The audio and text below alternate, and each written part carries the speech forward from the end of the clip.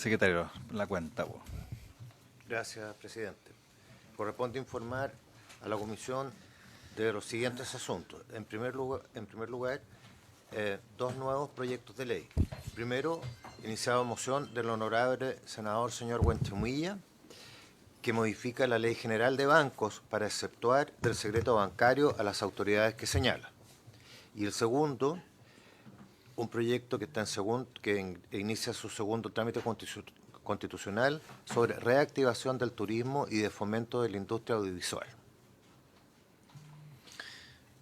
Secretario, ese proyecto de ley tiene suma urgencia, así Suma que urgencia, lo vamos a poner sí. en la próxima, en la tabla de la próxima sesión.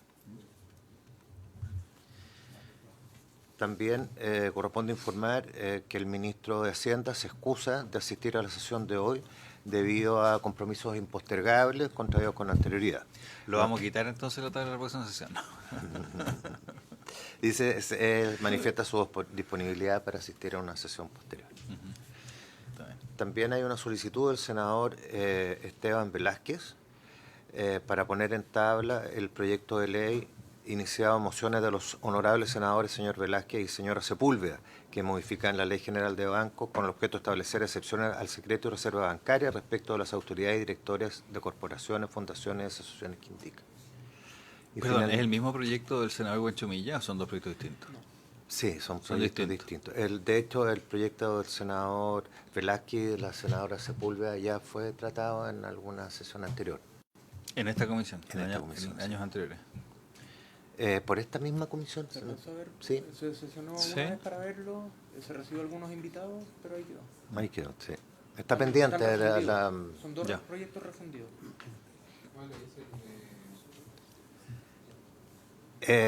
Son que establece excepciones del secreto y reserva bancaria para determinadas autoridades. Yo no me acuerdo de haberlo visto en este año, por lo menos, quizás años anteriores. No, fue el año pasado. Ah, el año pasado. ¿El año pasado? Bueno, y finalmente hay un informe de la Biblioteca del Congreso Nacional. Son, la verdad, 3 informes. Los 2 primeros responden a un oficio enviado por esta comisión y se titula, primero, Sistema de habilitación de operadores de juegos de azar y apuestas en línea, derecho comparado. Segundo es medidas de blockout en la transición hacia un mercado regulado de las apuestas en línea. Y el tercer documento responde a lo solicitado de la comisión, a iniciativa del senador Piu, que trata sobre la regulación extranjera frente a hallazgos de material de valor cultural en el marco de una obra de construcción. El último elaborado por la analista Verónica Son 3 Paz. informes, ¿no es cierto? 3 informes Los 3 distintos. fueron pedidos por la comisión, ¿no? Exacto. Sí. Ahora, hay que recordar que el proyecto que regula lo que es apuestas en línea ya fue despachado por la comisión y se encuentra pendiente en la Comisión de Hacienda. A lo mejor podríamos remitirlo, sin perjuicio de ponerlo a disposición de los señores senadores, remitirlo también a Hacienda. Sí, veámoslo, porque yo creo que hay un traslape en lo que están haciendo las distintas comisiones en materias similares. Creo que hay que arreglarlo para que se vea en una comisión y no se... Veámoslo más en detalle. Okay. Perfecto. Eso es todo, presidente. No, perdón. En último instancia, informar que venció el plazo correspondiente para presentar indicaciones al proyecto que modifica la ley sobre protección de los derechos de los consumidores, en el sentido de exigir a los proveedores informar a sus clientes sobre planes y servicios que puedan resultarles más beneficiosos. En total se presentaron 5 indicaciones, todas del senador Piu. Muy bien.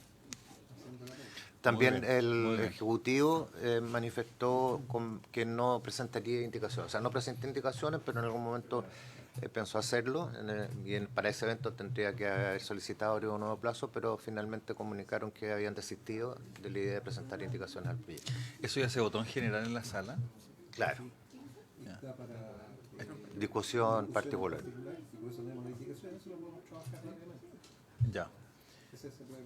Tratemos de ponerlo entonces después de turismo.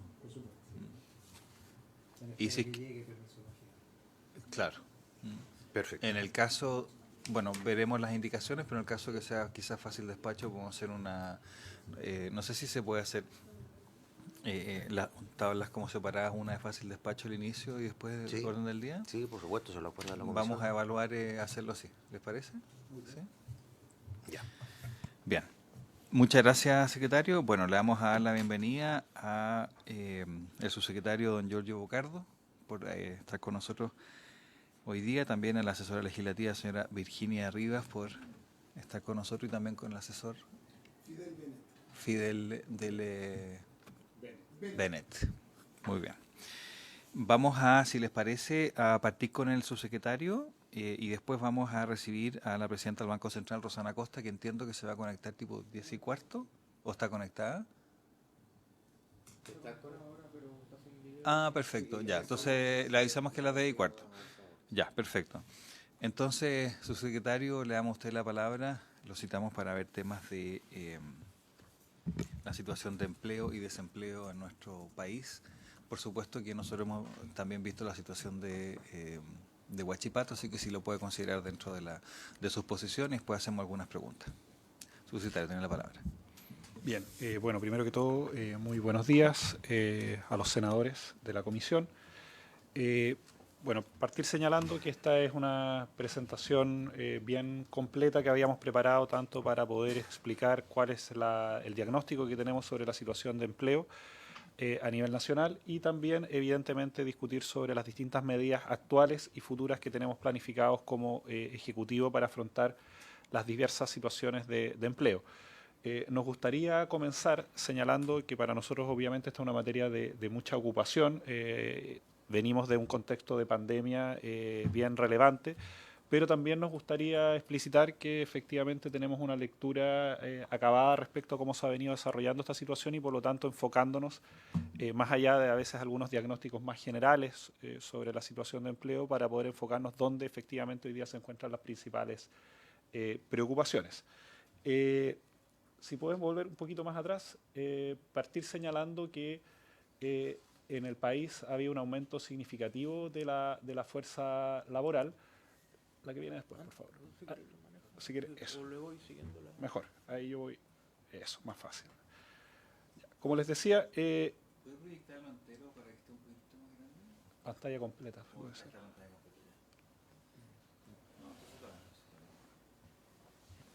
Eso hay que verlo en otro computador.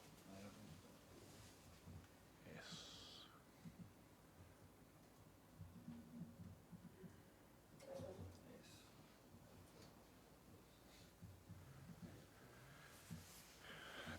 Bien, como les decía, hay tres elementos que nos parecen relevantes a la hora de abordar la situación de empleo. En primer lugar, la situación inflacionaria que vivió el país en el año 2023 particular, y 2024 y la reducción de esta inflación. En segundo lugar, la recuperación de la tasa de participación, sobre todo de las mujeres, que se vivió sobre todo el año 2023 y 2024 en relación a la pandemia, y finalmente las proyecciones de crecimiento que se han ido instalando en el país y las expectativas futuras asociadas a la recuperación económica. Simplemente ahí para señalar que existe una alta correlación entre empleo y producto y mejores perspectivas económicas evidentemente generan mayores perspectivas en el mercado laboral. Hay una reducción significativa de la inflación, lo cual también permite avisorar algunas decisiones de consumo e inversión futuras. ¿Dónde nos gustaría colocar algunos acentos? En primer lugar, la creación de la fuerza de trabajo, recordando son los ocupados más las personas que buscan trabajo. Particularmente se ha producido una situación en que en años normales hubiera significado tasas de ocupación de 3 años y medio, nosotros las vivimos en 2 años. Por lo tanto, se produce al mismo tiempo de una mayor participación en el mercado del trabajo y en eso los IFE laborales jugaron un rol relevante. También mucha presión sobre el mercado laboral en materia de búsqueda de empleo. Por lo tanto, al mismo tiempo que las personas salen a buscar trabajo, por otro lado también tenemos esta presión sobre la ocupación y que finalmente también ha significado una presión en materia de la tasa de desempleo.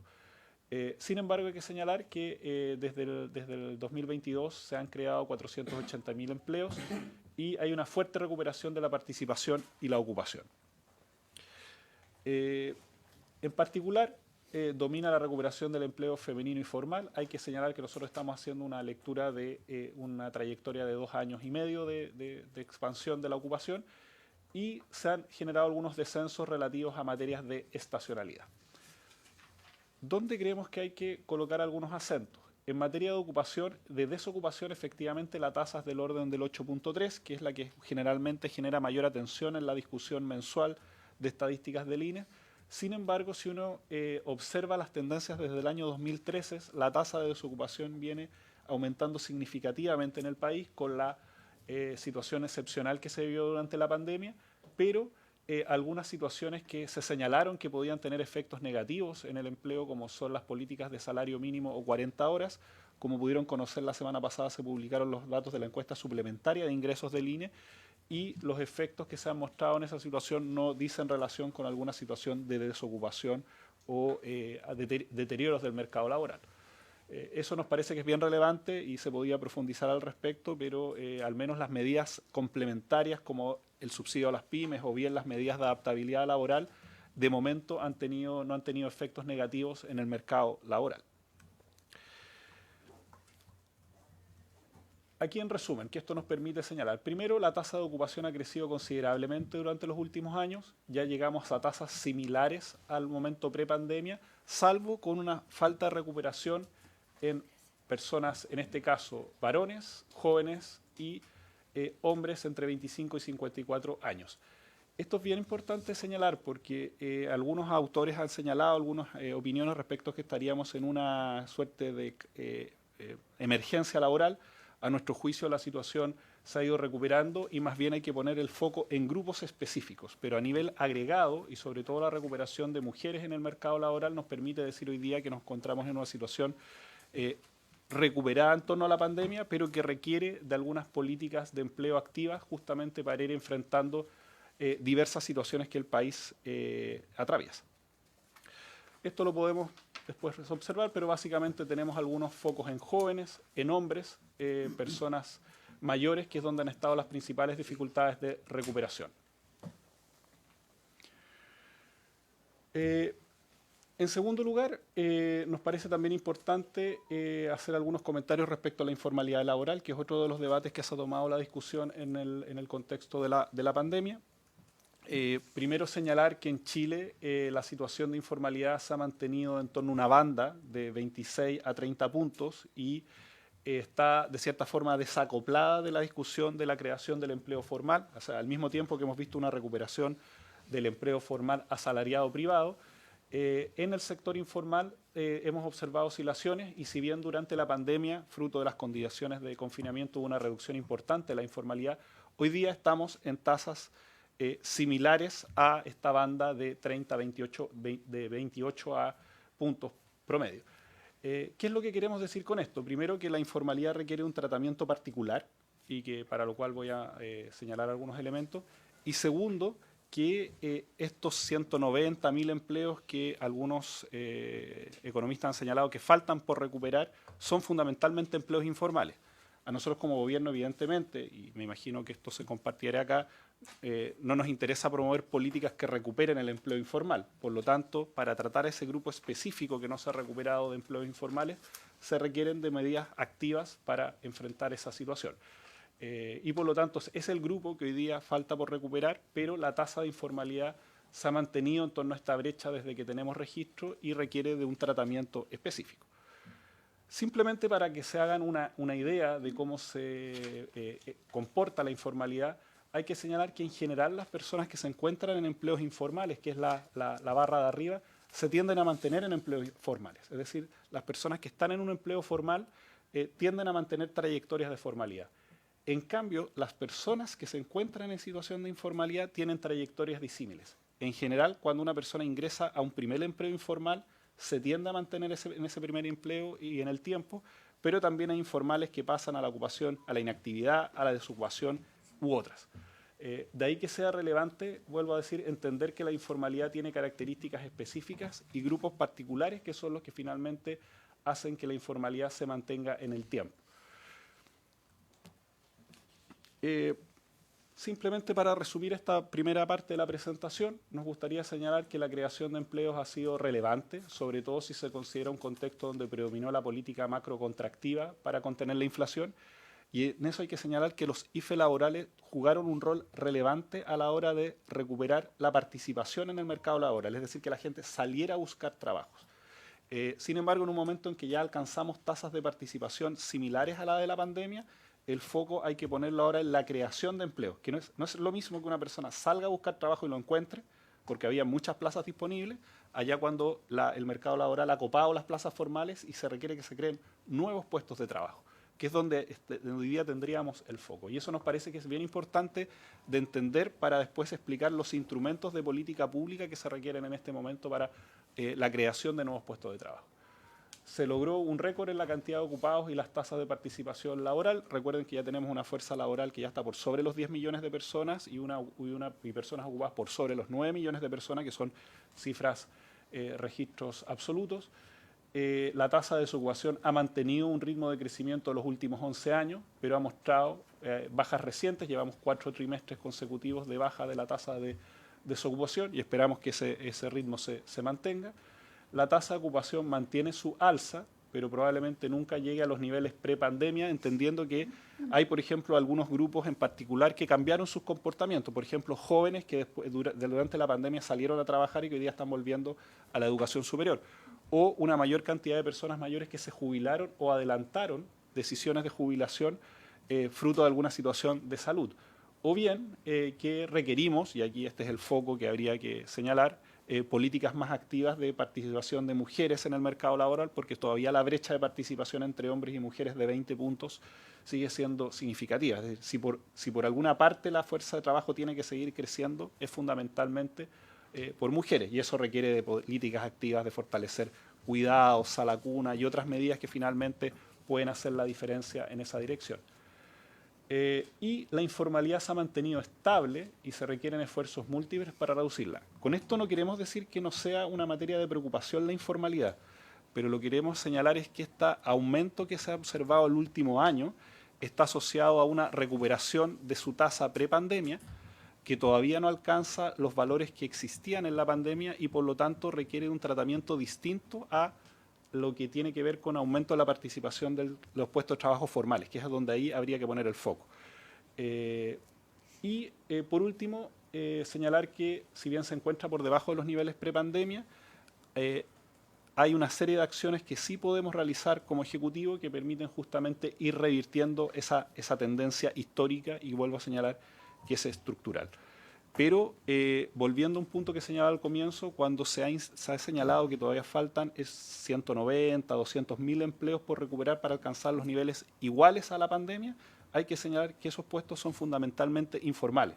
Por lo tanto, hay que hacer algo distinto para evitar que tengamos esos mismos 200.000 puestos recuperados en el empleo informal, que no es el objetivo de ninguna de las políticas de mercado laboral que este gobierno, pero ningún gobierno busca estimular.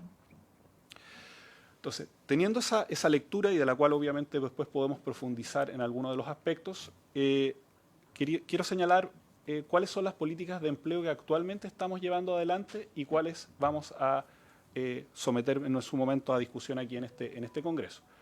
Primero, señalar que Chile cuenta con una institucionalidad en materia de políticas de empleo, seguros de cesantía, subsidios, programas de empleo directo, sistemas de intermediación laboral, servicios de formación para el trabajo, pero nuestro diagnóstico y el trabajo que hemos realizado en el Ministerio busca establecer una coordinación intersectorial y de servicios potente.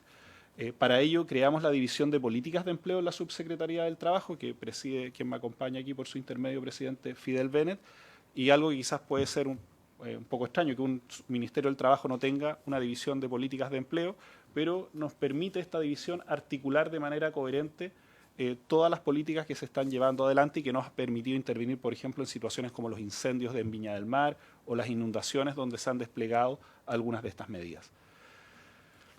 A propósito de una pregunta que hacía el presidente de la comisión respecto a situaciones de emergencia como pueden ser las de Huachipato, que esta comisión discutió la semana pasada y la cual estamos coordinados con el ministro Grau justamente para tener prontamente medidas que enfrenten esta situación.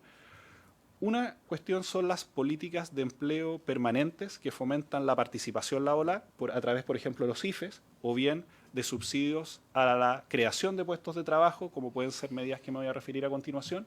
de cómo enfrentamos ciertos efectos a propósito de ciertas emergencias.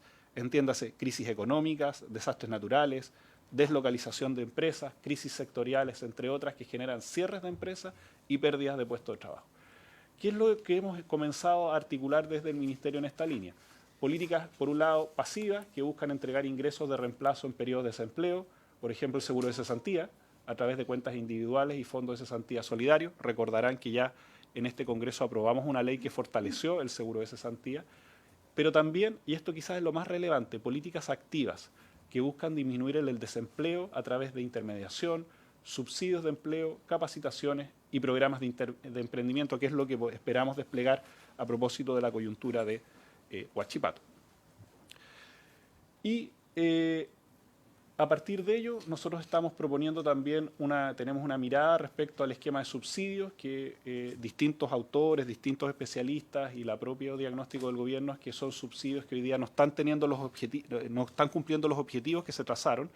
Y aquí quiero poner un ejemplo. Nosotros durante la pandemia tuvimos que activar un IFE joven, un IFE mujer, un IFE persona mayor, teniendo subsidios como el bono trabajo mujer y el subsidio al empleo joven. Es decir, tuvimos que crear instrumentos alternativos para fomentar la participación laboral, ya que ese tipo de instrumentos se crearon para un mercado laboral más parecido a la primera década de los 2000, pero que hoy día, a partir de los cambios, va a requerir de modificaciones estructurales. Nosotros vamos a proponer a este Congreso un rediseño del esquema de subsidios para que tanto los trabajadores como las empresas tengan mejores herramientas para fomentar la participación y la formación de nuevos puestos de trabajo. De algunas medidas de emergencia, como son, por ejemplo, el subsidio a la contratación que se ha desplegado en algunas zonas donde hay algunas dificultades, versus los programas de empleo directo, que pueden ser los más conocidos, los programas de empleo de emergencia, que están presentes, por ejemplo, en la cuenca del carbón, y otras que, si bien generan una enorme cantidad de puestos de trabajo, se han mantenido en el tiempo, pero que finalmente no logran recuperar productivamente esta zona. Bien, voy a concentrarme aquí en un resumen de la agenda de políticas elaboradas, que son, y después, por supuesto, si quieren profundizar en alguna de ellas lo podemos señalar, pero cuando se nos ha preguntado qué está haciendo y qué ha hecho el gobierno, el Ejecutivo en materia de empleo. Bueno, se creó la División de Políticas de Empleo, extendimos los IFES laborales más disposiciones de subsidios para catástrofes, en incendios y reconstrucción. Aquí en Viña, por ejemplo, en el siniestro en la zona del Salto, se hizo un trabajo muy meticuloso con el sector para poder reactivar el empleo en la zona. Ferias laborales CENSE con la Bolsa Nacional de Empleo, la constitución del Consejo Nacional y Regional de Capacitación.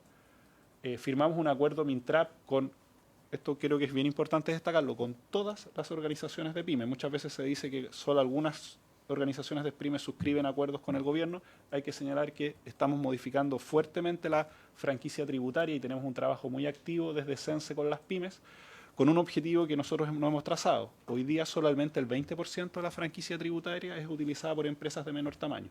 Nosotros queremos aumentar significativamente la participación de las pymes en la franquicia, que son las que hoy día debieran requerir con mayor fuerza ese tipo de iniciativas. La reforma a la ley del seguro de cesantía y la ley que moderniza y fortalece Chile Valora. Todas iniciativas que han contado con el apoyo transversal de este Congreso, y además aprovecho de agradecer a ambas cámaras por el apoyo que le han dado a todas estas medidas que creemos van a tener un efecto en el mediano y el largo del plazo de dejar una institucionalidad, y creo que esto es bien relevante, una institucionalidad más resiliente para los desafíos que hoy día como país tenemos, tanto en materia de mercado laboral como también de ciertas emergencias que estamos recurrentemente viviendo como país. Voy a saltarme la explicación de las medidas, pero simplemente quiero mostrar un par de herramientas que me parece importante, ya que se nos ha preguntado bastante respecto a políticas como el IFE laboral, que es un tema que aparece recurrentemente cuando tenemos algunas emergencias en materia de empleo. Si se observan en el gráfico superior, el IFE laboral fue disminuyendo su uso a medida que la tasa de participación laboral se fue recuperando, a un punto que ya dejó de ser una herramienta relevante, ya que el IFE laboral era una herramienta que lograba que las personas salieran a buscar trabajo, bonificaran su salario, pero no necesariamente eso hacía que la empresa tomara una decisión de crear un nuevo puesto de trabajo. Y por lo tanto, a medida que ya el IFE fue cumpliendo su rol, tanto en el gobierno anterior como en este, de ir recuperando los distintos grupos, ese subsidio dejó ya de tener un efecto importante en el mercado laboral y hoy día el foco deberíamos ponerlo en la creación de nuevos puestos de trabajo. Ese es nuestro, a partir de ese diagnóstico, nosotros proponemos algunas medidas de cambio. Y segundo, también es importante señalar que los distintos subsidios a la retención laboral, que es este subsidio que permite que las empresas retengan a su fuerza de trabajo por algunos meses, tuvo un efecto muy relevante en distintas regiones del país y ha permitido que 500 empresas de menor tamaño no hayan cerrado y se hayan protegido más de 6.000 puestos de trabajo que sin estos subsidios de retención laboral hubieran significado pérdidas de empleo importantes para las comunas afectadas por los incendios o las inundaciones. Esperamos parte que estos diseños también los podamos desplegar también a propósito de la coyuntura de Huachipato. Y finalmente, quiero señalar cuáles son las medidas de futuro, que las voy a colocar simplemente acá. El rediseño de los subsidios de empleos permanentes. Nosotros vamos a proponer en este segundo semestre un proyecto de ley que unifique el sistema de subsidios y que le dé más coherencia, mejores montos y ponga más foco en que las empresas tengan mayores herramientas para la creación de nuevos puestos de trabajo. Vamos a consolidar los subsidios de emergencia, apertura de 4 nuevas agencias regionales de empleo y 3 nuevas oficinas regionales de Chile Valora para tener mayor presencia regional. Nueva licitación de la Bolsa Nacional de Empleo, donde vamos a crear la primera herramienta digital que va a permitir hacer a través del uso de inteligencia artificial un match entre oferta y demanda laboral, capacitaciones y certificaciones. También estamos rediseñando algunos programas Profocap, que a partir de evaluaciones ex antes, que nosotros mismos como Ministerio hemos pedido, hemos evaluado programas que tienen evaluación negativa y los estamos modificando de manera acelerada. Y afianzar la estrategia de prospección laboral para responder a la pregunta fundamental: ¿a qué capacitar? ¿Para qué puestos de trabajo? Para los desafíos que tiene el país en el futuro. Simplemente una lámina final que les decía, donde queremos es afianzar la estrategia de prospección laboral, no solamente enfrentar las coyunturas que actualmente tenemos, estamos desarrollando una serie de herramientas que buscan también preparar al país para la transformación tecnológica, digital, socioambiental que estamos viviendo, y para ello estamos rediseñando la estrategia de prospección nacional que va a ocupar varias de las herramientas que aquí se señalan. Eso es lo que tengo, presidente, por informar y a bien de responder dudas, preguntas de cualquiera de los temas que hemos señalado. Gracias, subsecretario. Ofrezco la palabra. Senador Sangüesa, senador Piu y después yo. Gracias, presidente. Bueno, agradecerle al subsecretario. Sabemos que iba a exponer hace varios días, pero y esto tenía que ver. ¿Por qué hicimos esta solicitud? Hoy día, yo no voy a entrar al fondo de la discusión sobre la empleabilidad. Esto tenía un objetivo bien claro, que es poder conocer de primera fuente cuáles son las medidas que se toman cuando aparecen ciertos indicadores. Porque aquí mencionó el subsecretario, por ejemplo, lo que pasa en caso de una emergencia, cuando hay un mega incendio, cuando hay inundaciones. Pero en nuestro país tenemos 3 regiones que vienen con un aumento sostenido de la cesantía que son la Araucanía, Ñuble y Maule, que tienen además características muy similares. A mí me toca representar a la región de Ñuble, donde tenemos de la región el mayor porcentaje de cesantía a nivel nacional. Entonces, la pregunta que cabe es, ¿qué se hace cuando, porque una cosa es monitorear las cifras, decir, estamos aquí, estamos estableciendo políticas nacionales, pero ¿cuál es el foco que se hace cuando hay algo que está ocurriendo en una zona específica y qué medidas se toman desde el Ministerio? ¿Y por qué lo quisimos plantear aquí en la Comisión de Economía? Porque también tiene que ver con cómo se apalancan recursos a través de diferentes instrumentos. Entonces, si hay se establece una política especial para ir en ayuda a aquellas regiones que presentan indicadores mayores en las tasas de desempleo, esa es una consulta. Otro, su secretario habló de que hoy día se estaba en mayor diálogo con las pymes para la utilización de texto.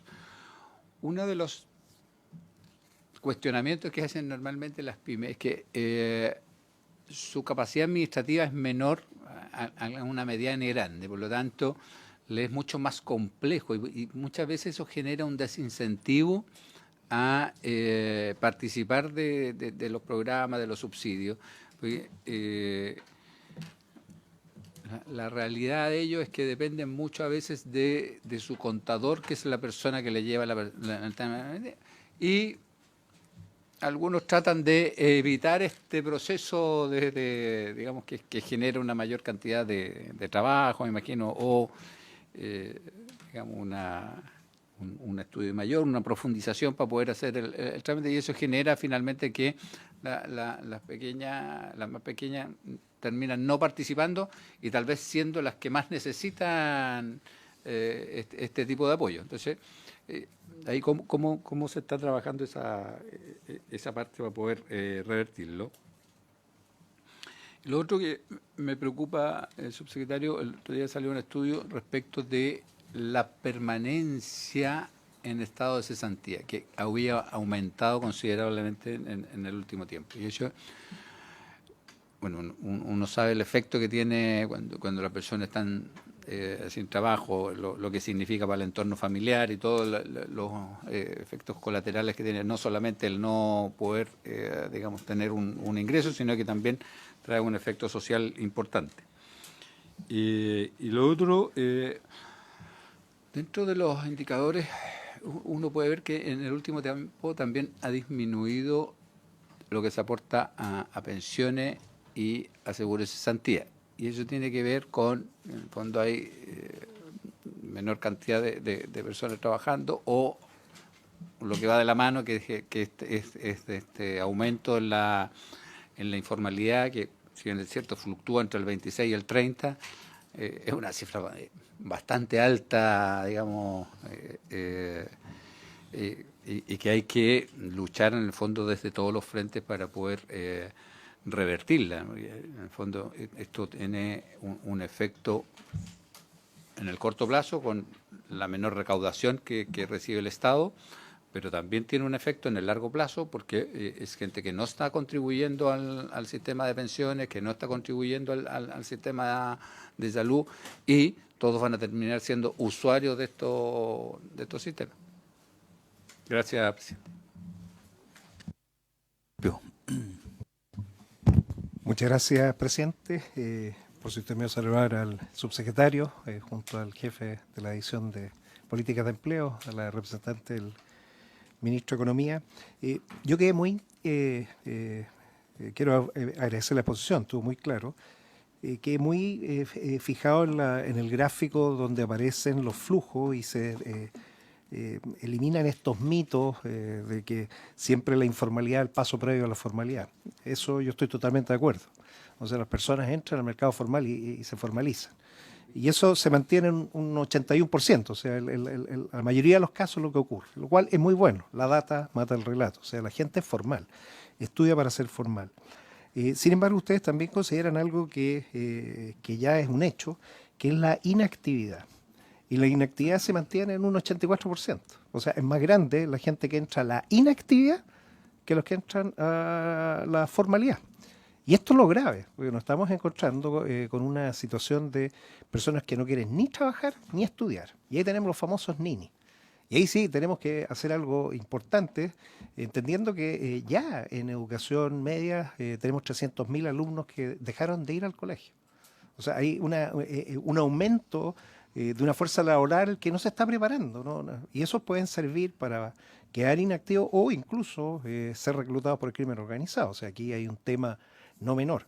La dignidad del trabajo, el darle la oportunidad a las personas para que trabajen es parte de la esencia. O sea, aquí tenemos un modelo que tenemos que revisar bien. La parte que faltó, yo creo, profundizar un poco más es el análisis profundo de lo que significó pasar a teletrabajo en la pandemia y a la digitalización y automatización avanzada. Porque probablemente no es que no se haya recuperado los puestos de trabajo, porque lo que se recuperó es la productividad, pero productividad que probablemente se ha recuperado con menos personas. Entonces, esto de decir, miren, no lo hemos logrado llegar a antes de la pandemia, Puede que algunas empresas decidieran automatizar, robotizar, poner muchas cosas que dan cuenta de otra realidad. ¿Y por qué digo esto? Por el trabajo del futuro. Fíjense que en el CENSE todavía probablemente seguimos haciendo, no sé, el del maestro cocinero.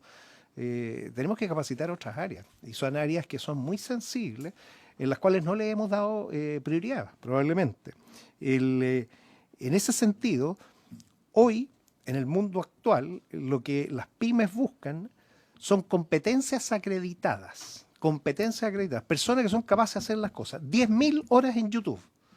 Y no tiene, la verdad, nada. Entonces, ¿quién va a certificar de que esas personas tienen la competencia acreditada? Si es así, podemos hacer una política para los ninis, hacerla entretenida, que trabajan en YouTube, y los certificamos, y créame que van a estar todos felices las empresas que necesitan personas que saben hacer la pega. Chile tiene que funcionar, y para que funcione lo tiene que hacer con gente que sepa.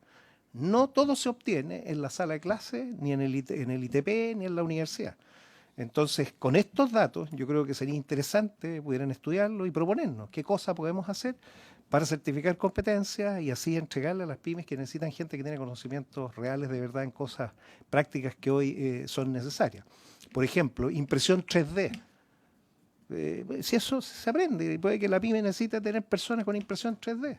El desarrollo de elementos gráficos, otras cosas que se hacen con herramientas con apoyo de inteligencia artificial. Si hoy día ni siquiera se necesita programar en algunos casos. O sea, qué bueno que tengan la herramienta de la inteligencia artificial para verificar el match, pero ¿por qué no les enseñamos mejor a usar la inteligencia artificial a las personas bien? Y esa puede ser otra competencia, es el prompt engineer. Oye, sabe hacer preguntas y sabe hacer que las cosas ocurran.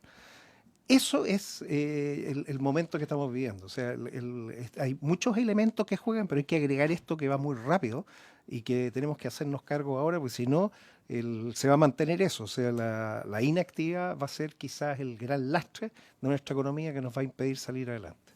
Eso sería, presidente. Gracias. Gracias, senador. Yo quería hacer pedir precisiones. A ver,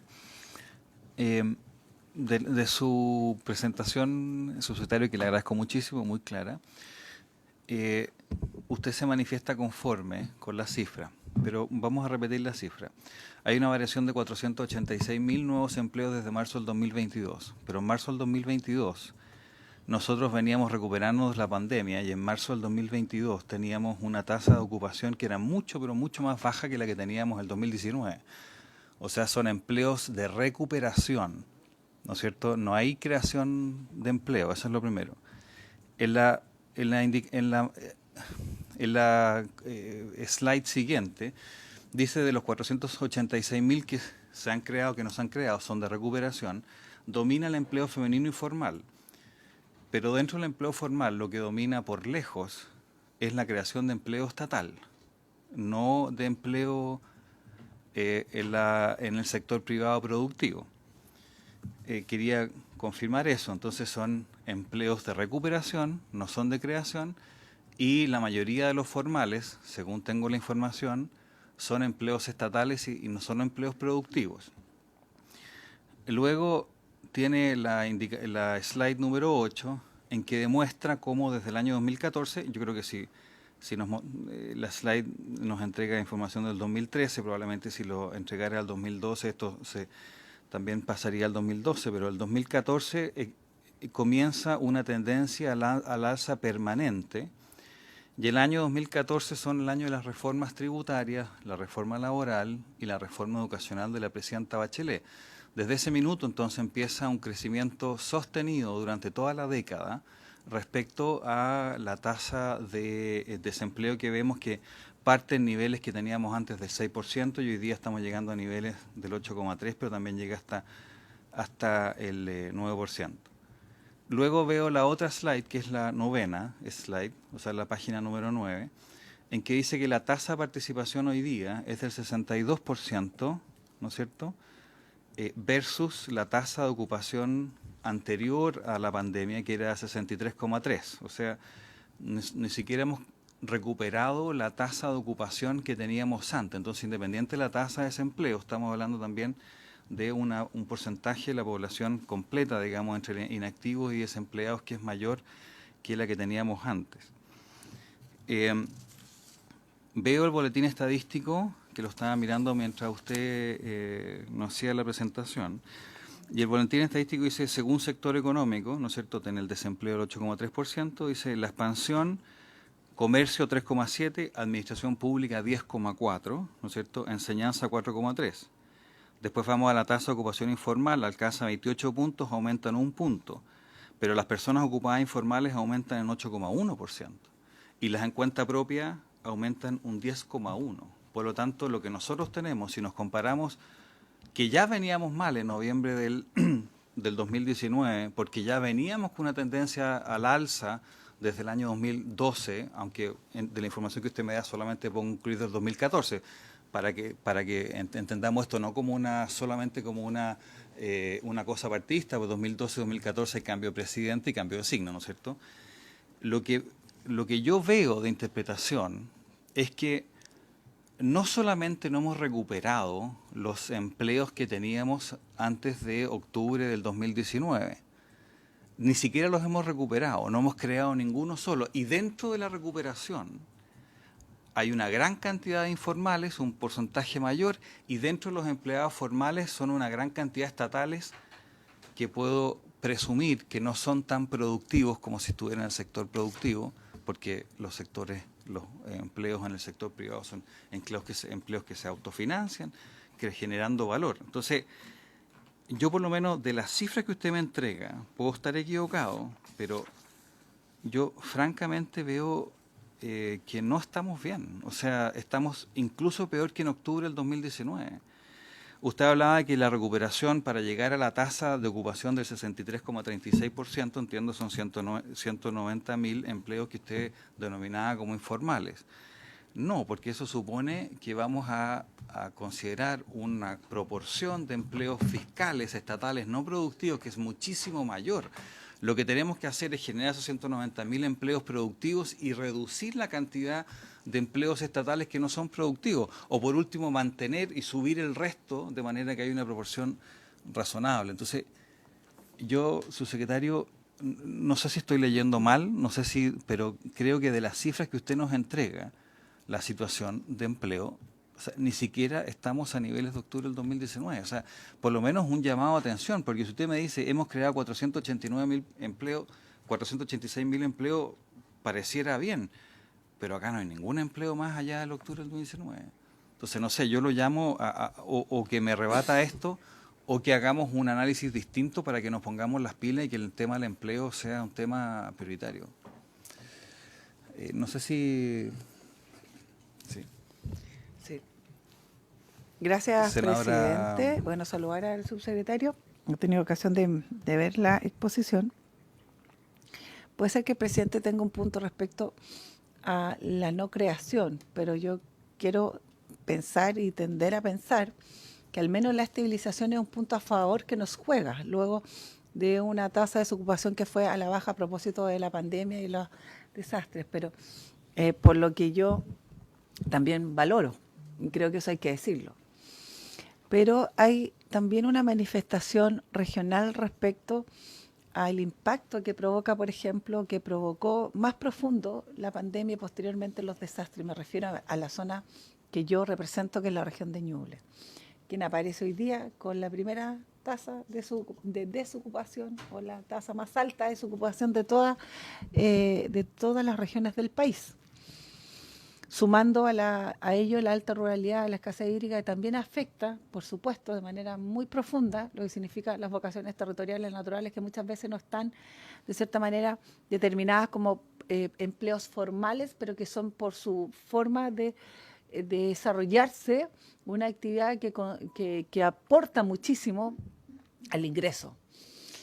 Lo digo porque mi pregunta, a lo mejor más allá de cuánto hemos subido o no respecto a la pandemia, que para todos provoca efectos muy, y no solo para Chile, sino para el mundo, muy brutales, quiero consultar si es que el Ministerio del Trabajo, en su rol como subsecretario del Trabajo, don Giorgio Bocardo, ¿va a haber alguna implementación de programas especiales a propósito de las regiones como la mía, como la de Ñuble, en donde esto es muy impactante, muy brutal?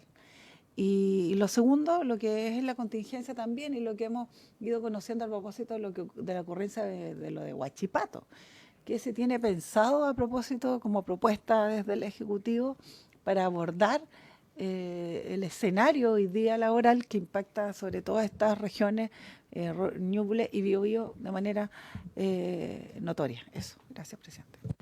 Subsecretario. Senador Saavedra.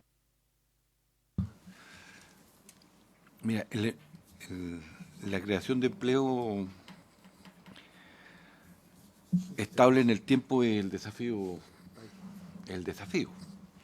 Pero esto yo siento que se cruza con varias cosas. Y voy a ir en lo específico para graficar lo que puede estar pasando en varias comunas del país. Leía lo que ocurría con el sistema escolar público de Talcahuano, a propósito de Huachipato. El 2021 tenía 11.000 matrículas. Hoy día tiene 9.000. 2.000 menos. Pero eso significa un déficit en el municipio cuantioso de 500 millones mensuales. ¿Ya? Se necesita el alcalde 2.000 millones de pesos más o menos para cubrir, para quedar parejito. Pero la pregunta es, bueno, ¿qué pasa con esos niños, niñas que estaban en el sistema escolar? ¿Dónde están? ¿Qué fue de ellos después? O sea, esto si no lo miramos en un amplio arco, nos vamos a equivocar una vez más en las apreciaciones y la crítica lacerante va a ser al gobierno. Yo llamo aquí a que esta cuestión la veamos de forma distinta, porque esto no obedece a un gobierno de turno, obedece a algo que se arrastra desde que se implanta este modelo económico en el país, que tiene tasas de informalidad altas. Pareciera ser que el modelo conlleva la informalidad, la mantiene. Por alguna razón, esto es de largo alcance, o sea, que vengo viendo números de informalidad 20, 25, 30 hoy día, pero esto, hagamos una serie histórica. ¿Cuándo comienza esto? Para ser justo en la crítica y para que, reitero, seamos certeros en la búsqueda de una solución. Por tanto, ahí en la educación tenemos un problema. Si uno después analiza lo que ocurre entre los diferentes niveles, se va a dar cuenta que este efecto de la calidad de la educación lleva a que la mano de obra nuestra sea de baja calificación. Y no, por tanto, es difícil que pase lo que tú estás proponiendo, que está bien, pero ¿cuál es la expertise, cuál es la base educativa que tienen aquellos jóvenes o trabajadores más jóvenes? Pues si tú te das cuenta, entre los 25 y los 54 años tenemos un problema. No están trabajando. Entonces, me preocupa esa parte. Lo otro es que una región entera, como la del Biobío, que tiene empleos industriales, está en crisis. Y eso va a afectar notablemente los indicadores de empleo. Porque no es solo Huachipato. Es que producto de los incendios no se está plantando. Y como no se está plantando, entonces se cerraron 9 aserraderos. Y pasaron. Además de que hay otro problema con la elaboración de productos con madera de dudosa procedencia. ¿Ya? Pero fue así, pues. La ley de sanción de robo de madera causó efectos también. Pues. Entonces, pero tenemos un punto ahí, subsecretario, que creo que no solamente le cabe al Ministerio del Trabajo y a la subsecretaría, es lo particular. Es que esto hay que conversarlo con el Ministerio de Agricultura. Efectivamente vamos a tener que tomar una decisión respecto del fomento a la recuperación de todos estos terrenos con vocación silvo-agropecuaria en la región para poder entonces plantar e incentivar eso, porque si no, creo que no vamos a andar y vamos a tener dificultades serias en la creación de empleo y en comunas que van a tener que empezar a sufrir efectos por el desempleo muy brutales, desde la emigración, o sea, gente que se va a ir de las comunas seguramente a otras partes, sobre todo en lugares donde asolaron los incendios. Y lo otro son los ruidos que pueden causar situaciones como la ley de pesca. La ley de pesca tiene un efecto para la región del Biobío en lo particular. Es una región que también tiene un enclave de desarrollo productivo pesquero y la ley de pesca, como se está tratando, no ayuda a darle estabilidad y certeza a quienes son los que hoy día están instalados. Y hablo de artesanales y de industriales, no solamente de una sola parte. Ambos se ven afectados. Y eso significa reducción de empleo más tarde que temprano. En suma, creo que estamos ante una situación que tenemos que analizar con mucha más profundidad, con mucho más integralidad respecto del problema de la generación de empleo y de lo que pasa con nuestra mano de obra y de procesos productivos que, no lo digo solo por Huachipato, sino que hay otros que también están quedando a la vera del camino producto de las exigencias que hoy día tiene el mercado y no tenemos capacidades instaladas como para dar un salto cualitativo respecto de lo que producimos, como lo hacemos. Ahora, evidentemente está en juego la productividad y no podemos seguir como estamos. Entonces, es bien, diría yo, compleja la situación. Se genera menos empleo y tenemos más mano de obra. No es lo mismo administrar un país con 20 millones de habitantes que administrarlo con 15. No es lo mismo. Y eso también es un punto que aquí pasa como si no pasara nada, ¿no? Si nos tocó ahora con 20 millones, pero no tenemos capacidades para generar empleo, no digo para los 20 millones, pero ¿para cuánto?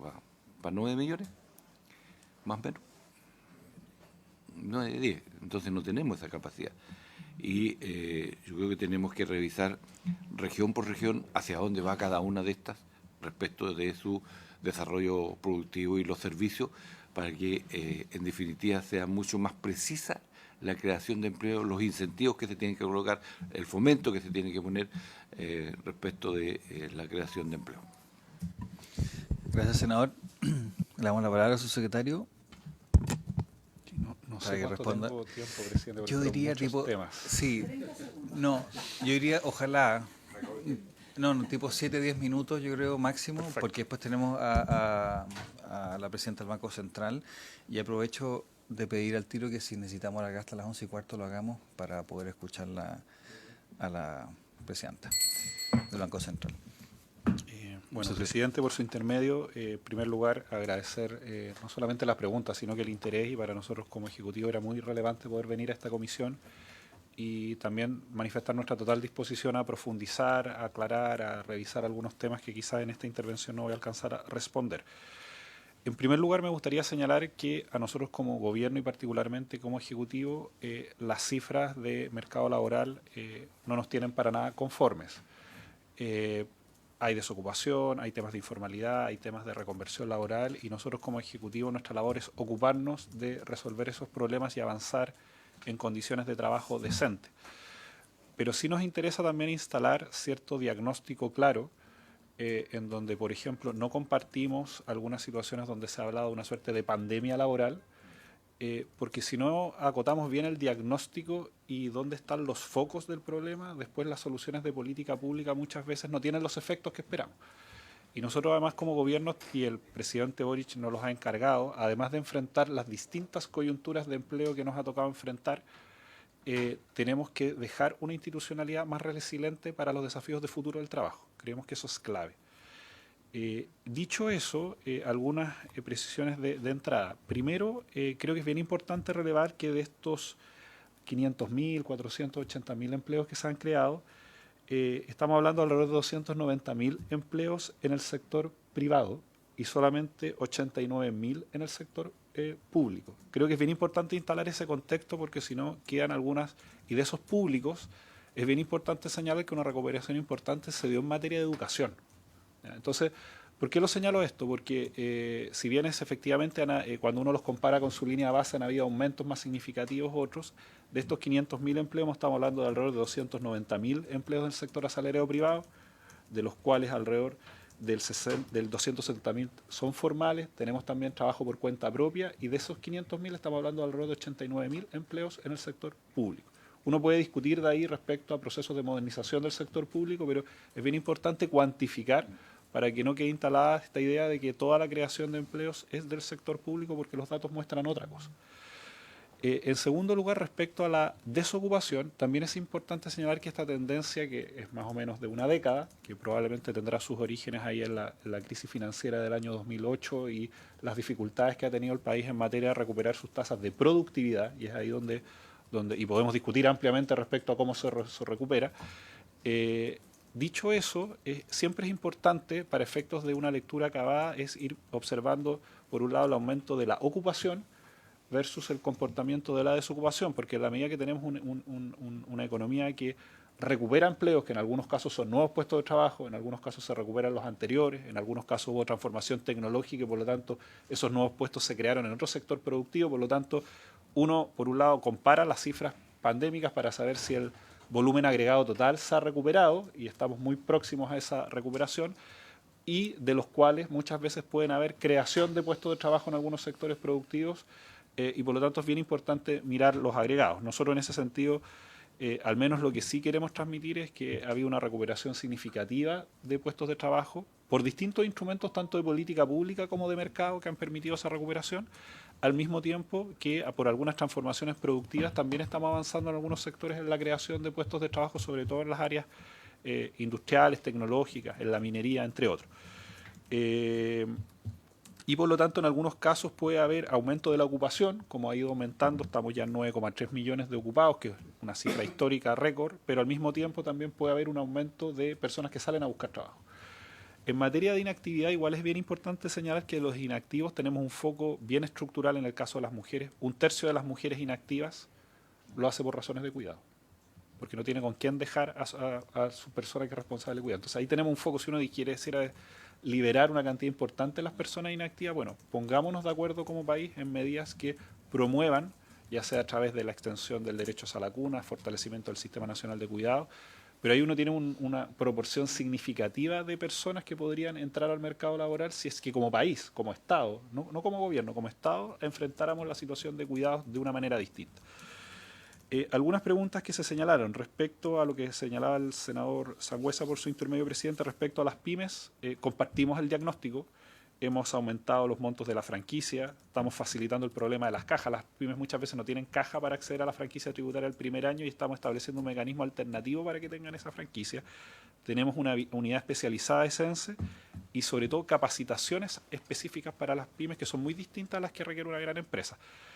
Ahí estamos haciendo un trabajo bien estructural, bien organizado. Ahí sugeriría, por su intermedio, presidente, que le pregunten a las propias organizaciones de pymes y a todas, no a una en particular, cuál es su evaluación respecto a lo que estamos haciendo en SENSE, pero ahí tenemos un objetivo bien declarado porque creemos que sin acceso a la franquicia tributaria y capacitación no es posible modernización del mundo de las pymes para esta transformación que estamos enfrentando. Tercero, respecto a la informalidad, me gustaría comentar dos cuestiones. La primera, a propósito de cifra, efectivamente estamos en torno al 28,3%, estamos todavía bajo la situación prepandemia 28,9%, esto es algo que no nos tiene por qué tener satisfechos como país, estamos muy por debajo de América Latina en materia de informalidad, pero la OCDE tiene promedios de informalidad del 12,9%. Y nuestro presidente en la cuenta pública ha hablado de un esfuerzo que tenemos que avanzar en reducir la tasa de informalidad. Tenemos ahí algunas medidas específicas, pero también es importante otra cosa señalar, que de los informales asalariados, que son los que uno debería pensar, el asalariado informal es el que debiera estar en una razón de dependencia formal y acceder a la seguridad social, alrededor de 678.000 asalariados privados informales están en empresas formales. Esto es bien importante transmitir porque uno podría pensar es una persona que está en la economía informal y por lo tanto la unidad económica tiene problemas de formalización y por eso genera empleo informal, pero una proporción significativa de los trabajadores asalariados informales lo hacen en empresas formales. Por lo tanto, ahí el desafío tiene que ver desde fortalecer a la Dirección del Trabajo en materia de fiscalización, pero también de hacer procesos que faciliten que esas empresas paguen la seguridad social, las cotizaciones, entre otras. Esto, vuelvo a insistir, si podemos hacer algo como país en poner un foco importante, bueno, tenemos 678.000 asalariados privados en empresas formales.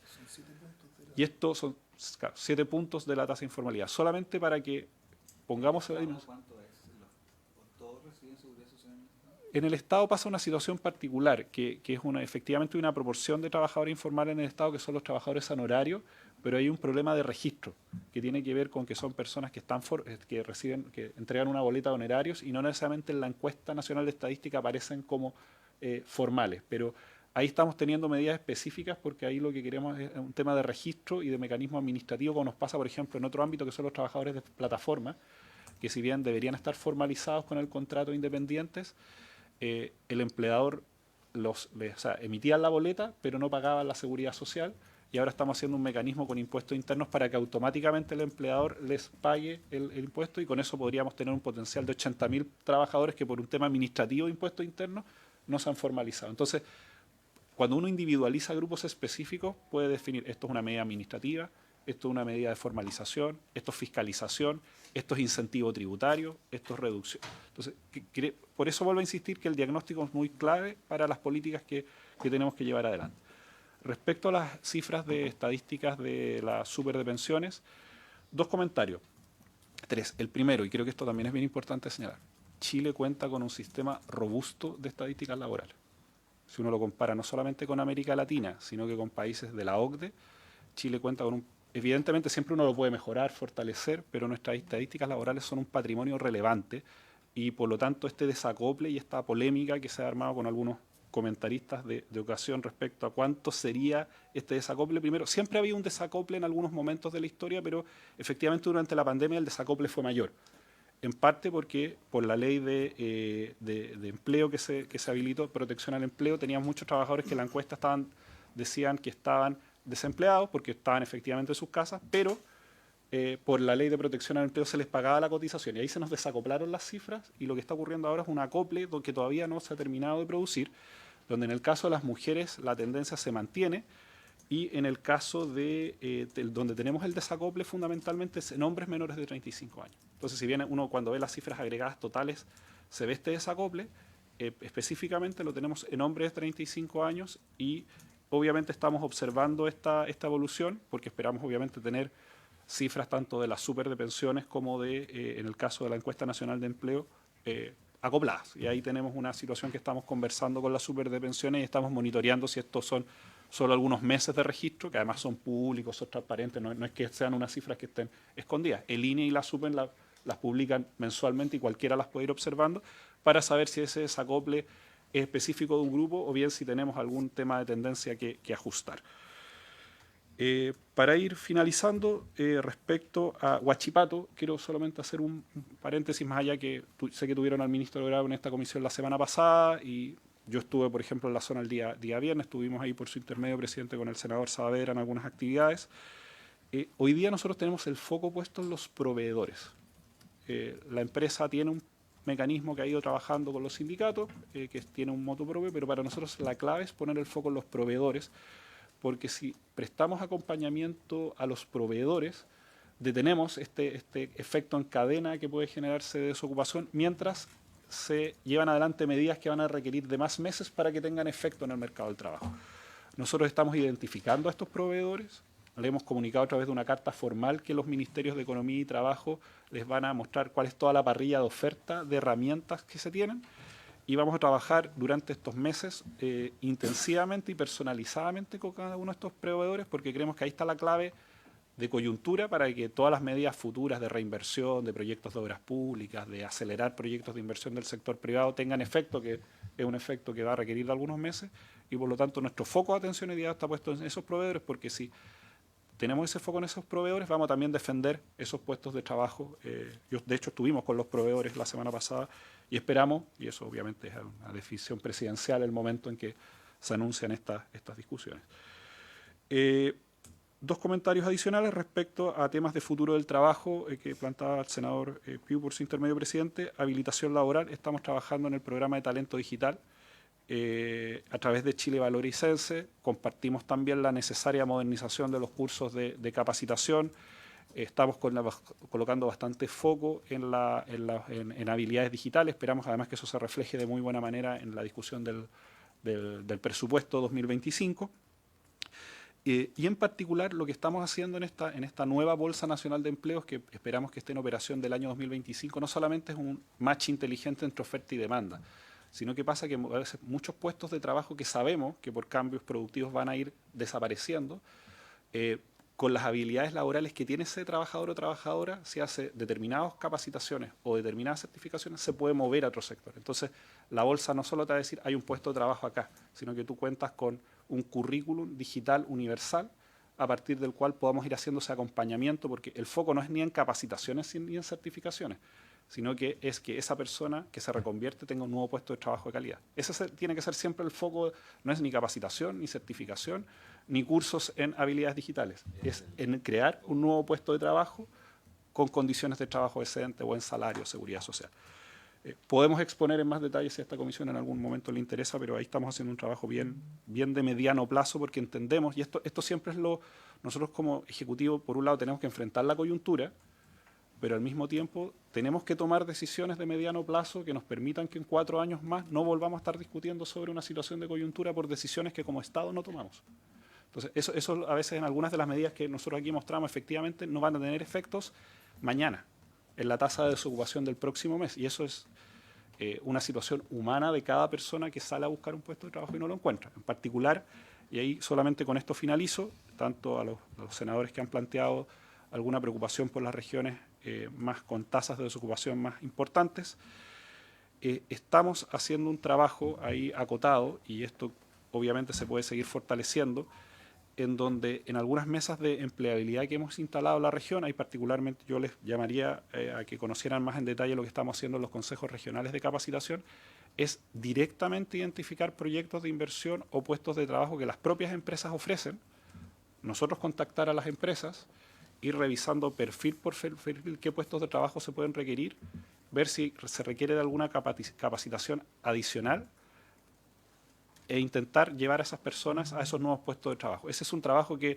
es más bien muy de 1 a 1, y aquí toda la disposición a volver a las regiones, a ver dónde podemos estar encontrando nuevas oportunidades de trabajo de corto plazo, entendiendo que, por ejemplo, una reforma estructural que creemos que es clave, como es la reforma de subsidios laborales para jóvenes, personas mayores, mujeres y personas con discapacidad, esperamos que se tramite con la urgencia necesaria en este Congreso, y que en caso de aprobarse, obviamente vamos a ver efectos en el mediano plazo, pero en el intertanto de la coyuntura, muchas veces son este tipo de acciones las que nos permiten ir resolviendo región por región, y ahí también la colaboración y el trabajo mancomunado en temas que entiendo tenemos un interés común como Estado, podemos ir resolviendo de buena manera.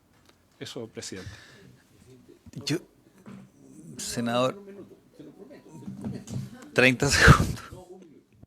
No, un poco a propósito de las regiones. Mira, generalmente se comete un error cuando se pide el Plan Marshall, porque si vamos a la génesis de lo que fue el Plan Marshall, es plata, son recursos para el incentivo a la creación de procesos productivos. Para decir las cosas correctamente que no entendamos. Por lo tanto, yo colocaría una línea en ese eje, y el segundo es el plan de obras públicas, que están pendientes. Son dos cosas que son complementarias.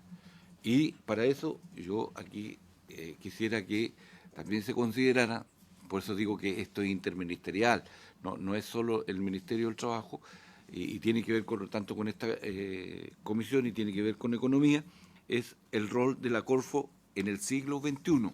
Es decir, no consideramos este instrumento público que tiene que ver con estas tareas, va a ser siempre difuso, asistémico, y no vamos, reitero, a ir al corazón del problema.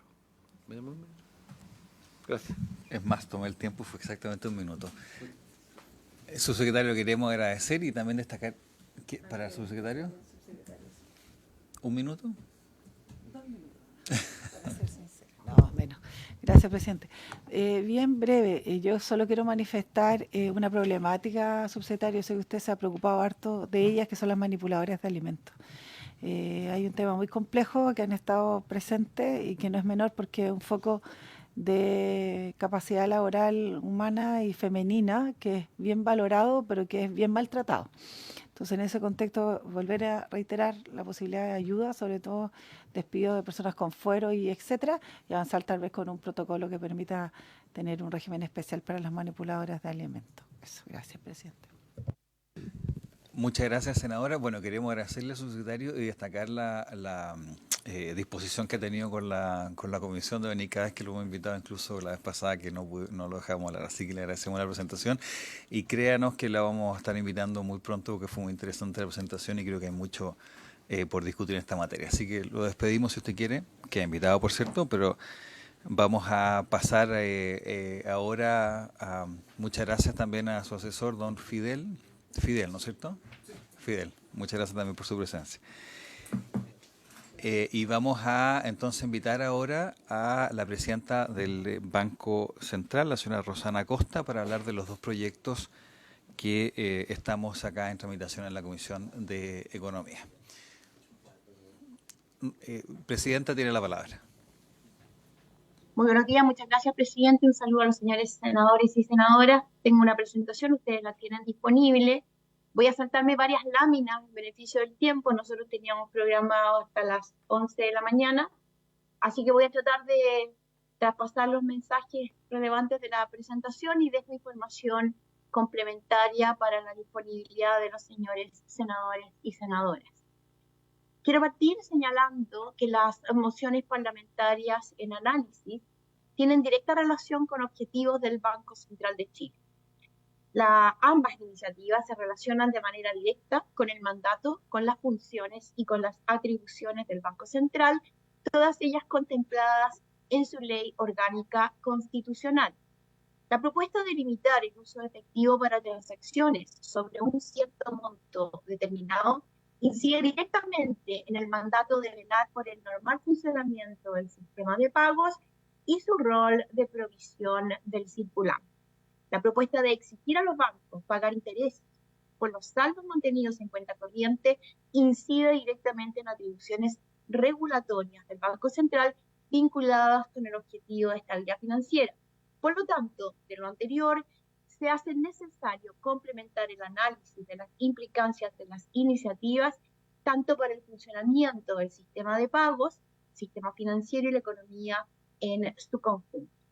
Voy a entrar de lleno en la primera de las iniciativas, aquella que limita el uso del efectivo. Para esta iniciativa hay un conjunto de normas.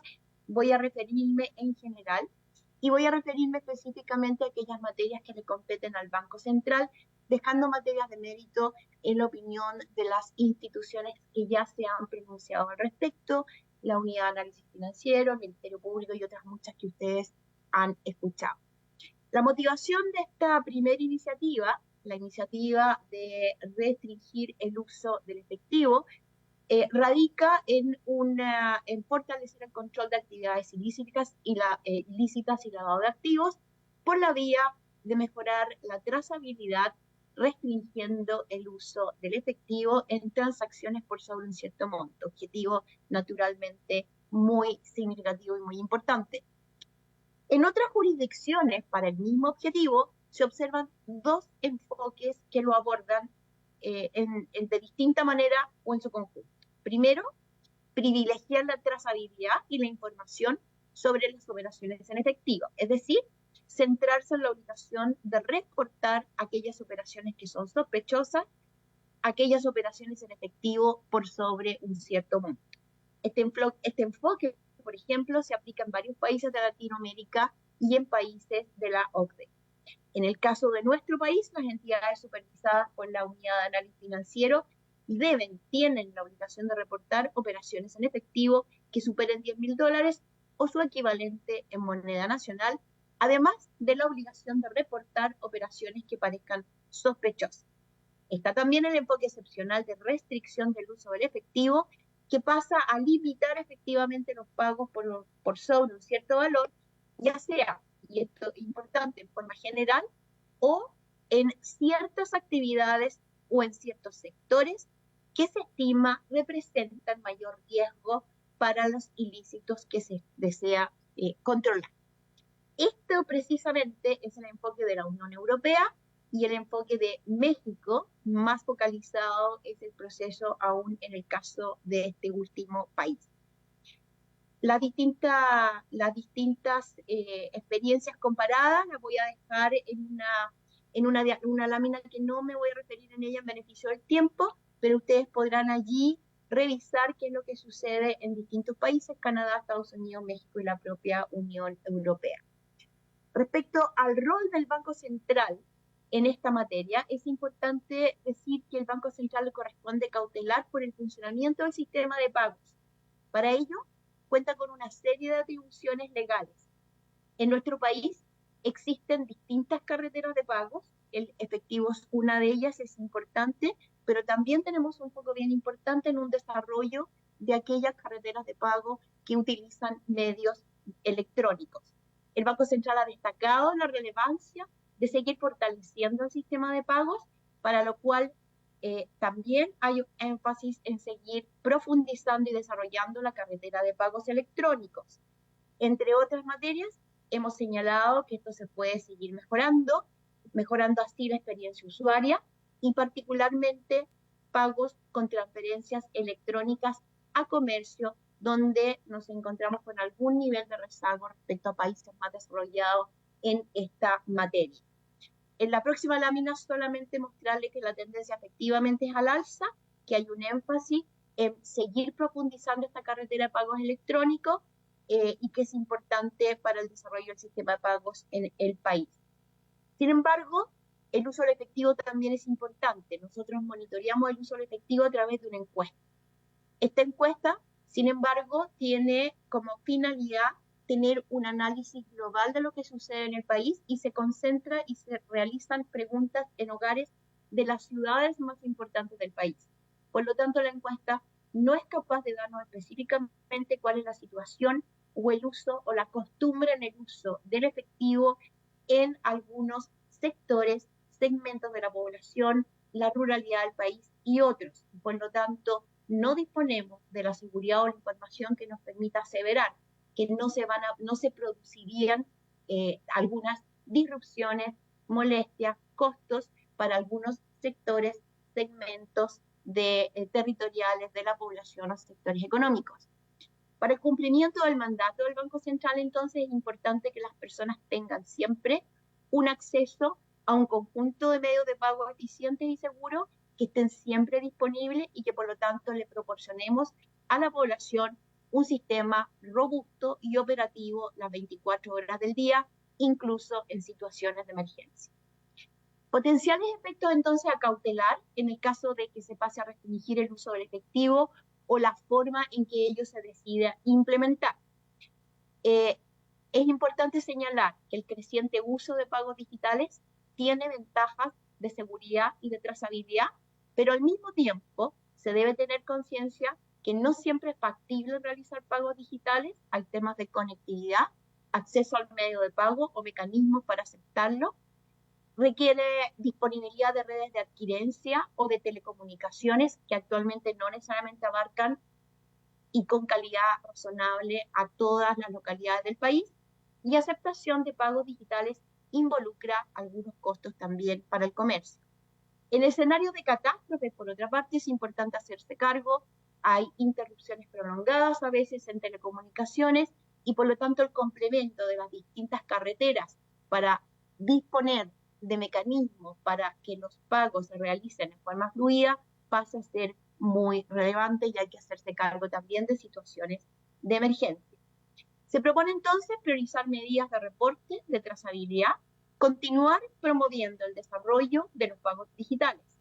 De esta manera, lo que se busca es seguir buscando oportunidades de desarrollo para los pagos digitales que permitan promover y seguir incrementando la inclusión financiera.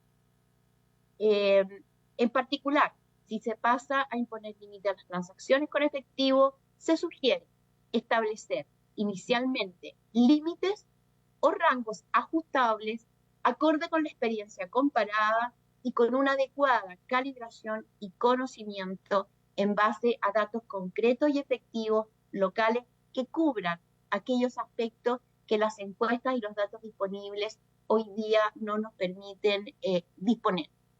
Considerar la implementación gradual, de manera de ir evaluando continuamente el impacto de la medida y permitir ajustes según sea necesario a la luz de esos antecedentes. Para ello, es muy importante, deseable, generar mecanismos de coordinación entre las instituciones involucradas en este proceso. Definir posibilidades de excepción en caso de emergencia y catástrofe. Con eso, presidente, paso al segundo conjunto, a la segunda moción, que se refiere a la obligación de pago de intereses por saldos en cuentas corrientes. La obligación de pago de intereses tiene como motivación justamente establecer una obligación de pagos positivos por la mantención de saldos en las cuentas corrientes. Desde el año 2002, el pago de intereses en cuentas corrientes está facultado a los bancos comerciales y desde entonces algunas cuentas corrientes, no un número sustantivo de ellas, dispone el pago de intereses por las cuentas corrientes. La experiencia comparada, que también la adjunto en una lámina que no me voy a detener, pero la dejo a disposición de ustedes, muestra casos de flexibilidad o en algunos casos la prohibición incluso del pago de intereses por las cuentas corrientes. Pero no existe experiencia o no encontramos evidencia de países en los cuales se fuerce el pago positivo de intereses por las cuentas corrientes. Medidas propuestas para generar efectos no deseados en la oferta de productos bancarios e inclusión financiera y en la oferta de créditos de la banca, y por lo tanto hay que tener y hay que cautelar por esos efectos y mirarlos con cuidado.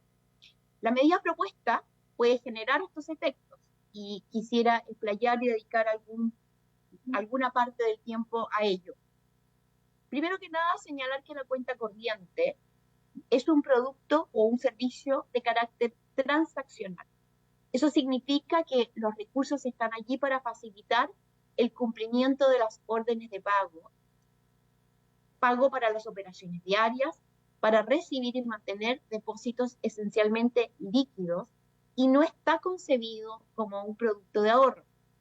Imponer una obligación de pagar intereses en cuentas corrientes que no podrían ser además compensados por aumentos de comisiones como se plantea en la moción, podría desincentivar entonces la oferta de este producto para algunos segmentos de clientes, afectando de esta manera o existiendo una probabilidad de que se afecte la inclusión financiera y su desarrollo futuro. El número de cuentas corrientes se ha masificado en forma significativa, alcanza cerca de 11 millones en la actualidad. Cerca del 90% del número de las cuentas corrientes corresponden a personas naturales. Sin embargo, en términos de montos, el 70% de los saldos es hoy día mantenido por empresas. En cambio, si queremos pasar ahora al objetivo de ahorro, que es el que nos interesa proteger los saldos de las personas, de las familias, para ese fin existen distintos instrumentos de ahorro. Y al respecto existe una amplia disponibilidad de productos. Están las cuentas de ahorro propiamente tales, los depósitos a plazo, los fondos mutuos, entre muchos otros, y ellos están sujetos a una regulación prudencial que está de acuerdo a la naturaleza de ser instrumentos de ahorro. La regulación de un instrumento transaccional y uno de ahorro es diferente, en tanto difieren en términos de su liquidez y por lo tanto de su incidencia en la gestión de los riesgos del sistema financiero. La próxima lámina nos muestra cuál es la estructura del balance que tienen los bancos comerciales. La intermediación financiera consiste en transformar liquidez y madurez. Las instituciones obtienen recursos de cuentas corrientes, que son esencialmente líquidas, de depósitos a plazo, que tienen menores grados de liquidez, de bonos o instrumentos de financiamiento que son ya de mediano y largo plazo y de su propio capital. Mientras más líquidas es la fuente de financiamiento, mayor es el descalce y mayor la preocupación por generar instrumentos regulatorios que reduzcan el riesgo de esta transformación de liquidez y madurez desde pasivos de corto plazo a activos, es decir, créditos que se entregan a las familias, a las firmas, créditos que son de mayor plazo. Mientras mayor es ese riesgo, mayor es el costo y el spread implícito en las tasas para cubrir esos riesgos en los créditos que se entregan a mayor o con mayor descalce de plazo. En la medida que las fuentes inmediatamente exigibles entonces tengan mayor participación en la estructura de financiamiento de un banco, aumenta este riesgo de liquidez. Por ello, la regulación que rige a los bancos busca precaver que exista liquidez suficiente y una adecuada gestión de riesgos que contempla, por lo tanto, normas de descalce, encaje, reserva técnica y distintos resguardos en materia prudencial. Es importante a su vez señalar que desde el año 2022 o en el año 2022, el Banco Central flexibilizó su regulación sobre cuentas de ahorro, precisamente buscando repotenciar este producto. En particular, lo que se buscó es facilitar el vínculo entre las cuentas de ahorro y otros servicios financieros ofrecidos a través de plataformas digitales, ofreciendo a las familias un instrumento para fines de depósito, para fines de ahorro, que tuviese las ventajas que este proyecto o estas mociones buscan ofrecer a las personas. Finalmente, ya concluyendo, señores senadores, señor presidente, y por su intermedio, esta lámina de conclusiones. Los cambios que se proponen en estos ámbitos no pueden soslayar entonces que pueden existir potenciales implicancias en temas financieros, en inclusión, en capacidad de respuesta ante las emergencias. Respecto a los límites al uso del efectivo, si bien hay una tendencia creciente en el uso de pagos digitales, es relevante seguir potenciándola, potenciando su acceso, potenciando su cobertura. Ello va a ayudar a la trazabilidad de las operaciones.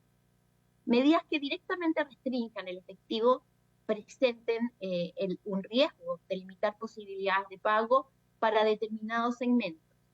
Y en caso de que se decida imponer límites o restricciones, se sugiere buscar una implementación que sea flexible, que sea gradual, que se abra a las excepciones y que tenga espacios para resguardar que no queden costos demasiado altos o mayores a los esperados en ciertos sectores, segmentos de la población o del país. Respecto a la obligación del pago de intereses en cuentas corrientes, se recomienda mantener el sistema flexible actual con un pago facultativo y sujeto a resguardos prudenciales. Agradezco el tiempo dedicado al tema. Muchas gracias, presidente. Gracias, presidenta. Ofrezco la palabra. Senador Sangüesa. Gracias, presidente. Bueno, saludar a la presidenta del Banco Central, agradecer la exposición muy clarita, concreta. Nosotros, dentro de la idea de limitar ciertas transacciones por el monto en efectivo, usted dentro de las conclusiones dice que esto puede limitar las posibilidades para el pago de determinados segmentos. Entonces, ahí me cabe la pregunta, ¿cuál sería un valor que no tuviera un efecto en la mayoría de los segmentos? ¿A qué me refiero con esto? Uno, cuando ve las cifras que indicó, hay un porcentaje altísimo de personas que las transacciones bajo los 100.000 pesos las hace efectivamente en efectivo. Y nosotros lo que buscamos es limitar las transacciones que tienen un valor más alto, que ahí cabe la duda porque hay varias cifras de acuerdo a lo que uno ve en la legislación comparada. No hay una uniformidad respecto a este monto, que yo creo que es lo que nos permitiría poder hacer un adecuado seguimiento en los pagos.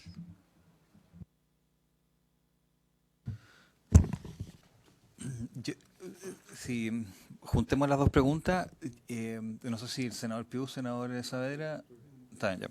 Yo quería preguntarle a la presidenta del Banco Central, a la señora Rosana, a ver, si se imponen límites, entonces entiendo que el Banco Central diría que tendríamos que hacerlo de manera flexible, gradual y con excepciones en caso de emergencia, ¿no es cierto?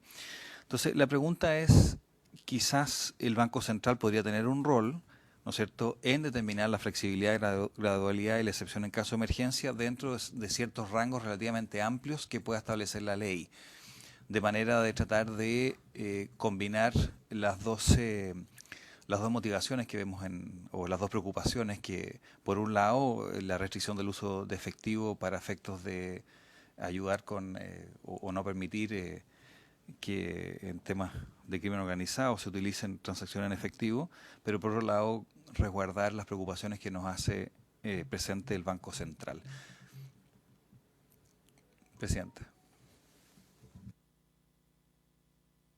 Muchas gracias, presidente, muchas gracias por las preguntas.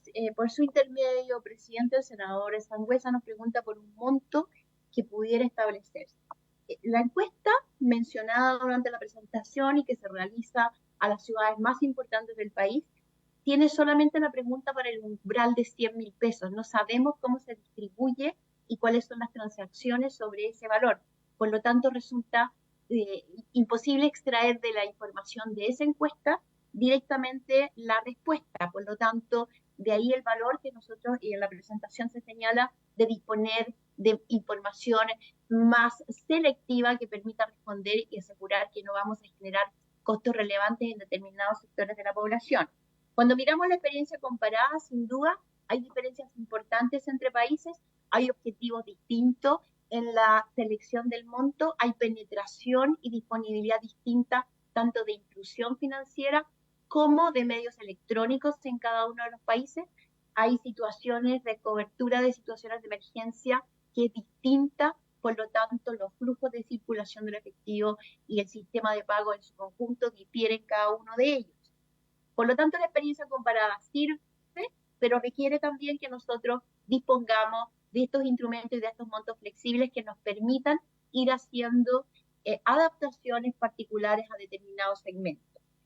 Respecto a si, recuerdo además que en otra comisión se está trabajando o se empieza a trabajar algunas indicaciones que plantean una propuesta similar con un objetivo distinto, un objetivo que es cautelar la evasión tributaria, y por lo tanto desde esa perspectiva seguramente también la pregunta que se hace y el análisis que se va a requerir atiende también la combinación de los efectos diferenciados entre combatir actividades ilícitas, temas de evasión tributaria y los requerimientos del sistema de pago. Y por lo tanto, y ahí respondiendo a la última pregunta, probablemente sí lo que se requiere es un análisis coordinado y una participación coordinada de las instituciones que deben resguardar cada uno de los objetivos que están presentes en su conjunto en la definición de la iniciativa.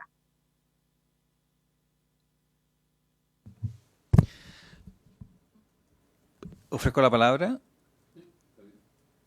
Yo quería, señora Rosana, pregunto, o sea, a ver, si nosotros imponemos un límite de transacciones en efectivo, la ley podría generar un rango donde el Banco Central sea el que pueda determinar ese rango de uso máximo obviamente habría que modificar la ley orgánica del Banco Central, pero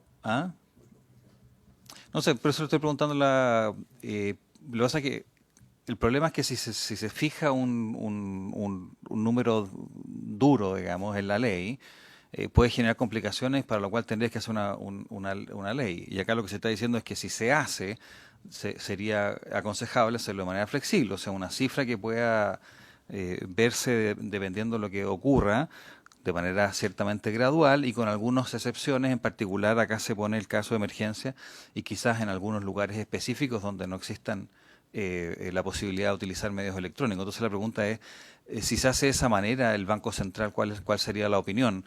Tratando de incorporar la opinión del Banco Central, pero también la preocupación que expresan los muchos senadores que hicieron las propuestas. No sé si el Banco Central tiene una opinión sobre una medida de esa naturaleza. A ver, sin duda que es una definición que le corresponde al Ejecutivo y que le corresponde a usted. Sin embargo, uno podría pensar en diversas alternativas. Rangos, uno podría pensar que la ley disponga de un mínimo y que sobre ese mínimo se puedan establecer valores con cierta flexibilidad, se pueden establecer plazos razonables y suficientes para ir detectando y acompañando la inclusión financiera de sectores donde hay un foco importante, pero se estime que pueden haber costos relevantes. Yo creo que se pueden articular distintos mecanismos. Habría que atender los ajustes en la normativa del Banco Central y generar probablemente mecanismos a través de los cuales los organismos involucrados, porque los objetivos de los que estamos hablando ya no es uno solo, y el Banco Central se involucren en definir esos rangos con alguna forma coordinada que ustedes estimen. Bien, muchas gracias. Le agradecemos su presentación muy clara, muy concisa y con opiniones que nos sirven mucho en la tramitación. Así que le agradecemos su presencia, Presidenta, y habiéndose cumplido el objeto de esta sesión, esta se levanta. Que esté muy bien. Muchas gracias. Hasta luego. Hasta luego.